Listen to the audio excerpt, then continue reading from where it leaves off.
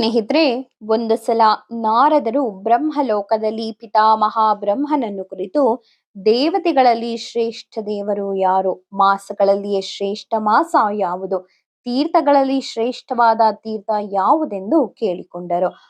ಆಗ ಬ್ರಹ್ಮದೇವರು ನಾರದರಿಗೆ ಹೇಳ್ತಾರೆ, 33 ಕೋಟಿ ದೇವತೆಗಳಲ್ಲಿ ಸರ್ವಶ್ರೇಷ್ಠವಾದ ದೇವರೆಂದರೆ ಭಗವಾನ್ ಶ್ರೀ ಮಹಾವಿಷ್ಣು. 12 ಮಾಸಗಳಲ್ಲಿ ಶ್ರೇಷ್ಠವಾದ ಮಾಸವೆಂದರೆ ಕಾರ್ತಿಕ ಮಾಸ. ತೀರ್ಥಕ್ಷೇತ್ರಗಳಲ್ಲಿ ಅತಿ ಉತ್ಕೃಷ್ಟ ಶ್ರೇಷ್ಠವಾದ ತೀರ್ಥಕ್ಷೇತ್ರವೆಂದರೆ ನರನಾರಾಯಣ ರೂಪವಾಗಿ ನೆಲೆ ನಿಂತ ಶ್ರೀ ಬದರಿಕಾಶ್ರಮ ಕ್ಷೇತ್ರ ಎಂದು ತಿಳಿಸಿದರು. ಕಾರ್ತಿಕ ಮಾಸವು ಭಗವಾನ್ ಶ್ರೀ ಮಹಾವಿಷ್ಣುವಿಗೆ ಅತ್ಯಂತ ಪ್ರಿಯವಾದ ಮಾಸ. ಈ ಮಾಸದಲ್ಲಿ ಶ್ರೀಹರಿಯ ಪ್ರೀತಿ ವಿಶ್ವಾಸದ ಉದ್ದೇಶಕ್ಕಾಗಿ ಪುಣ್ಯಕ್ಕೆ ಬೆಲೆ ಕಟ್ಟಲಾಗದು.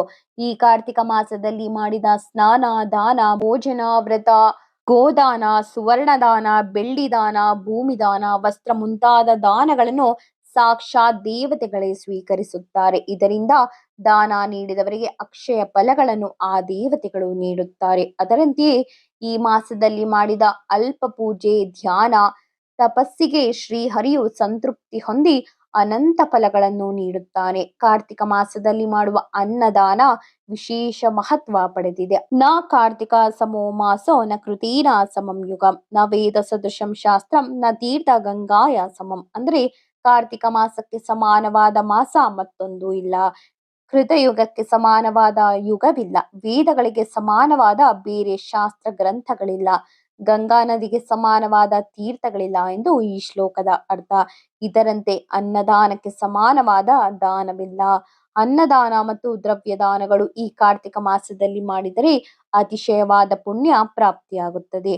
ನ್ಯಾಯ ಮಾರ್ಗದಲ್ಲಿ ಸಂಪಾದಿಸಿದ ಹಣವನ್ನು ದಾನ ಮಾಡಿದರೆ ಅಕ್ಷಯವಾದ ಪುಣ್ಯ ಫಲವು ಪ್ರಾಪ್ತಿಯಾಗುತ್ತದೆ. ದಾನ ಮಾಡಲು ಶಕ್ತಿ ಇಲ್ಲದಿದ್ದರೆ ಈ ಕಾರ್ತಿಕ ಮಾಸದಲ್ಲಿ ಶ್ರೀ ವಾಸುದೇವನ ನಾಮಸ್ಮರಣೆ ಮಾಡುತ್ತಾ ಸಾಲಿಗ್ರಾಮ ಪೂಜೆಯನ್ನು ಮಾಡಬಹುದು. ಕಾರ್ತಿಕ ಮಾಸದಲ್ಲಿ ವಿಷ್ಣು ಮಂದಿರ ಅಥವಾ ಶಿವಾಲಯಗಳಲ್ಲಿ ಅಥವಾ ಯಾವುದಾದರೂ ಗಿಡದ ಬುಡದಲ್ಲಿ ಸಹ ಶ್ರೀಹರಿಯನ್ನು ಪೂಜಿಸಿ ರಾತ್ರಿ ಪೂರ್ತಿ ಜಾಗರಣೆಯನ್ನು ಆಚರಿಸಬೇಕು.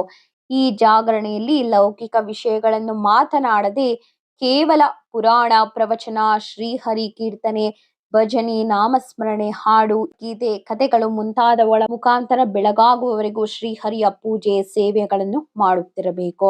ಅದರಲ್ಲೂ ಈ ಕಾರ್ತಿಕ ಮಾಸದ ಏಕಾದಶಿಯ ದಿನ ತಪ್ಪದೆ ಜಾಗರಣೆ ಮಾಡಿದರೆ ವಿಶೇಷವಾದ ಫಲ ಪ್ರಾಪ್ತಿಯಾಗುತ್ತದೆ. ಈ ಕಾರ್ತಿಕ ಮಾಸದಲ್ಲಿ ಪ್ರಾತಃ ಕಾಲದಲ್ಲಿಯೇ ಸ್ನಾನ ಮಾಡಿ ದೇವರ ಪೂಜೆ, ಪಾರಾಯಣಾದಿಗಳನ್ನು ಮಾಡಬೇಕು. ಅದರಲ್ಲೂ ಜೀವನದಿ ತೀರ್ಥಕ್ಷೇತ್ರಗಳಲ್ಲಿ ಮಾಡಿದರೆ ವಿಶೇಷ ಫಲವುಂಟು. ಒಂದು ವೇಳೆ ವ್ಯಾಧಿಗ್ರಸ್ತರಾಗಿದ್ದರೆ ಅಥವಾ ನೀರಿನ ಅನುಕೂಲಗಳು ಇಲ್ಲದಿದ್ದರೆ ಬೆಳಗಿನ ಜಾವ ಅಖಂಡ ಭಗವಂತನನ್ನು ಸ್ಮರಣೆ ಮಾಡುತ್ತಾ ಆ ನಾಮ ಜಪದ ಜಲದಿಂದಲೇ, ನಿಮ್ಮ ಮನೆಯ ಜಲದಿಂದಲೇ ನೀರು ಪ್ರೋಕ್ಷಣೆ ಮಾಡಿಕೊಳ್ಳಬೇಕು. ಯಾವುದಾದರೂ ಪೂಜೆ ಅಥವಾ ವ್ರತಾಚರಣೆ ಈ ಕಾರ್ತಿಕ ಮಾಸದಲ್ಲಿ ಕೈಗೊಂಡರೆ ಆ ವ್ರತ ಮಾಡುವ ಶಕ್ತಿ ಇಲ್ಲದಿದ್ದರೆ ವ್ರತದ ಕೊನೆಯಲ್ಲಿ ಯೋಗ್ಯ ಸದಾಚಾರಿ ಅಥವಾ ವಿದ್ವಾಂಸರಿಗೆ ಯಥಾಶಕ್ತಿ ಭೋಜನವನ್ನಾದರೂ ಮಾಡಿಸಿ ಕೈಲಾದಷ್ಟು ದಾನ ನೀಡಬಹುದು ಅಥವಾ ಹಣ್ಣು ಹಂಪಲು ನೀಡಿ ಗೌರವಿಸಿ ಅವರಿಂದ ಆಶೀರ್ವಾದ ಪಡೆಯಬಹುದು. ಕಾರ್ತಿಕ ಮಾಸದಲ್ಲಿ ದೀಪದಾನಕ್ಕೆ ವಿಶೇಷವಾದ ಪುಣ್ಯವುಂಟು. ಸ್ವಯಂ ದೀಪದಾನ ಮಾಡುವ ಶಕ್ತಿ ಇಲ್ಲದವರು ದೇವಸ್ಥಾನಗಳಲ್ಲಿ ಬೇರೊಬ್ಬರು ದೀಪೋತ್ಸವ ಮಾಡಿಸಿದಾಗ ದೀಪಗಳಲ್ಲಿ ಕೆಲವು ಬತ್ತಿಗಳನ್ನು ಹಚ್ಚಬೇಕು ಅಥವಾ ಬೇರೊಬ್ಬರು ಹಚ್ಚಿದ ದೀಪಗಳಿಗೆ ಕೈಲಾದಷ್ಟು ದೀಪದ ಎಣ್ಣೆಯನ್ನು ಹಾಕಿ ಅವು ಆರದಂತೆ ನೋಡಿಕೊಳ್ಳಬೇಕು. ಶಕ್ತಿ ಇಲ್ಲದವರು, ವ್ಯಾಧಿ ಅಥವಾ ಬೇರೆ ಅನಾನುಕೂಲಗಳಿಂದ ವಿಷ್ಣುವಿನ ಪೂಜೆಯನ್ನು ಮಾಡಲು ಸಾಧ್ಯವಿಲ್ಲದವರು ಭಕ್ತಿಯಿಂದ ಭಗವಂತನನ್ನು ಸ್ಮರಣೆ ಮಾಡುತ್ತಾ ಮನೆಯಲ್ಲಿಯೇ ದೇವರಿಗೆ ಒಂದು ತುಳಸಿ ದಳವನ್ನಾದರೂ ಸಮರ್ಪಿಸಬೇಕು. ಜೊತೆಗೆ ಶ್ರೀಹರಿಯನ್ನು ಈ ಕಾರ್ತಿಕ ಮಾಸ ಪೂರ್ತಿ ನಾಮಸ್ಮರಣೆ ಮಾಡುತ್ತಲಿದ್ದರೆ ಈ ಜನ್ಮದಲ್ಲದೆ ಜನ್ಮಾಂತರಗಳಲ್ಲಿ ಮಾಡಿದ ಪಾಪಗಳನ್ನು ನಿವಾರಿಸುತ್ತದೆ. ಕಾರ್ತಿಕ ಮಾಸದಲ್ಲಿ ಗುರುಗಳ ಆರಾಧನೆಯು ವಿಶೇಷವಾದ ಫಲವನ್ನು ನೀಡುತ್ತವೆ. ಈ ಮಾಸದಲ್ಲಿ ಗುರುಗಳ ಆದೇಶವನ್ನು ಎಂದೂ ಉಲ್ಲಂಘನೆ ಮಾಡಬಾರದು. ಗುರುಗಳ ಸೇವನೆ ಅಥವಾ ವಿದ್ಯಾಗುರುಗಳ ಸೇವನೆಯಿಂದ ವಿಶೇಷ ಪುಣ್ಯ ಲಭಿಸುತ್ತದೆ. ಹಿಂದೆ ಪೂರ್ವದಲ್ಲಿ ಕಪಿಲ ಮತ್ತು ಸುಮತಿ ಎಂಬ ತಪಸ್ವಿಗಳು ಈ ಕಾರ್ತಿಕ ಮಾಸದಲ್ಲಿ ಗುರುಗಳ ಆರಾಧನೆ ಮಾಡಿ ಅಮರತ್ವವನ್ನು ಪಡೆದರು. ಕಾರ್ತಿಕ ಮಾಸದಲ್ಲಿ 4 ದಾನಗಳು ವಿಶೇಷ ಪುಣ್ಯವನ್ನು ನೀಡುತ್ತವೆ. ಅವು ವಿದ್ಯಾದಾನ, ಗೋದಾನ, ಕನ್ಯಾದಾನ, ಅನ್ನದಾನ. ಈ 4 ದಾನ ನೀಡಲು ಅವಕಾಶ ಮಾಡಿಕೊಳ್ಳಬೇಕು. ಈ ಮಾಸದಲ್ಲಿ ಪ್ರಾತಃ ಕಾಲದಲ್ಲಿ ನದಿ, ಕೆರೆ, ಕೊನೆಗೆ ಬಾವಿ ನೀರಿನಲ್ಲಿ ಮನೆಯಲ್ಲಾದರೂ ಸ್ನಾನ ಮಾಡಿ ಸಾಲಿಗ್ರಾಮ ಪೂಜೆ ಮಾಡಿ ವಿಷ್ಣುವಿನ ಪುರಾಣ ಕಥೆಗಳನ್ನು ಶ್ರವಣ ಮಾಡಿದವರಿಗೆ ನರಕ ಭಯವೇ ತಪ್ಪಿ ಹೋಗುತ್ತದೆ. ಈ ಮಾಸದಲ್ಲಿ ಶ್ರೀ ಮಹಾವಿಷ್ಣುವಿನ ವಿಗ್ರಹಕ್ಕೆ 1,00,000 ತುಳಸಿ ಅಥವಾ 1,00,000 ಹೂಗಳನ್ನು ಅರ್ಪಿಸಿದರೆ ಭಗವಂತನಿಗೆ 1,00,000 ಮುತ್ತು ಸಮರ್ಪಿಸಿದಷ್ಟು ಪುಣ್ಯ ಪ್ರಾಪ್ತವಾಗುತ್ತದೆ. ದೇವರಿಗೆ ಅರ್ಪಿಸಿದ ತುಳಸಿಯ ಒಂದು ಎಲೆಯಾದರೂ ತಲೆಯ ಮೇಲೆ ಇಟ್ಟುಕೊಂಡು ಆನಂತರ ಬಾಯಿಗೆ ಹಾಕಿಕೊಂಡರೆ ಸಕಲ ರೋಗಗಳಿಂದ ಮುಕ್ತಿ ಹಾಗೂ ಸಕಲ ಪಾಪಗಳಿಂದ ಮುಕ್ತಿ ದೊರೆಯುತ್ತದೆ.